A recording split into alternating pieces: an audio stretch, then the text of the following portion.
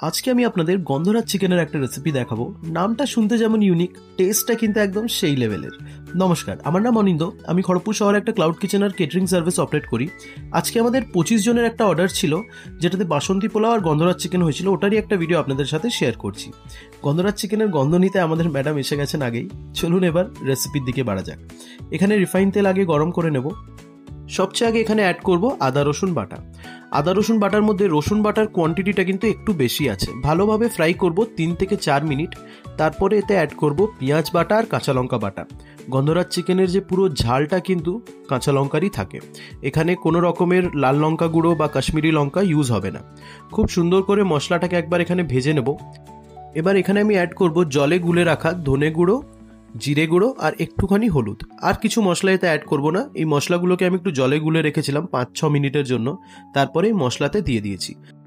মশলাটাকে বেশ ভালোভাবে ভেজে নেওয়ার পরে এতে দেবো একটু দই আর গন্ধরাজ লেবু গাছের কিছু পাতা। 5-6টা পাতা মতন একটু মাঝখান থেকে ছিঁড়ে আমি এই মশলায় অ্যাড করেছি। এতে কিন্তু গন্ধরাজ চিকেনের খুব ভালো একটা টেস্ট আসে।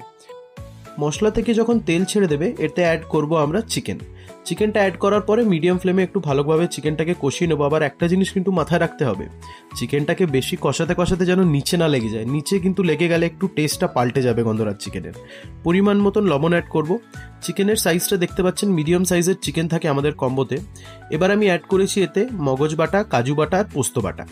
মগজ বাটা, কাজু বাটা, পোস্ত বাটা এগুলো অপশনাল, আপনি অ্যাড করতেও পারেন, নাও করতে পারেন। এগুলো অ্যাড করলে গ্রেভির একটু থিকনেসটা, রিচনেসটা একটু বাড়ে। পরিমাণ মতন জল অ্যাড করব। এখানে আমি একটু হালকা গরম জল অ্যাড করেছি। আর খুব ভালোভাবে আরেকবার কুক করব। এবার চিকেনকে 10 থেকে 15 মিনিট রান্না করলেই কিন্তু গন্ধরাজ চিকেন আমাদের একদম সুন্দরভাবে কমপ্লিট হয়ে যাবে। চিকেনটা নামানোর ঠিক 5 মিনিট আগে দুটো জিনিস দেবো। একটা হচ্ছে গন্ধরাজ লেবুর রস, 2-3 চামচ দিলেই এনাফ। কিন্তু যেহেতু এখানে চিকেনও তো অনেকটা ছিল, তাই জন্য আমি ভালো পরিমাণেই গন্ধরাজ লেবুর রসটা দিয়েছি। তার সাথে কিছু কাঁচা লঙ্কা চিড়ে দিয়ে দিয়েছি ঝালটাকে আরেকটু বাড়ানোর জন্য। চিকেনটা ঝাল ঝাল বেশ ভালো লাগে। দুটোই কিন্তু ইম্পর্টেন্ট, গন্ধরাজ লেবুর রসটাও ইম্পর্টেন্ট, গন্ধরাজ লেবুর পাতাটাও ইম্পর্টেন্ট। এবার এখানে আমাদের অন্যদিকে বাসন্তী পোলাওটাও কমপ্লিট হয়ে গেছিলো। এটা আমার 3 কম্পার্টমেন্ট ট্রেতে গেছিলো, যেগুলো হচ্ছে 99 টাকার কম্বো।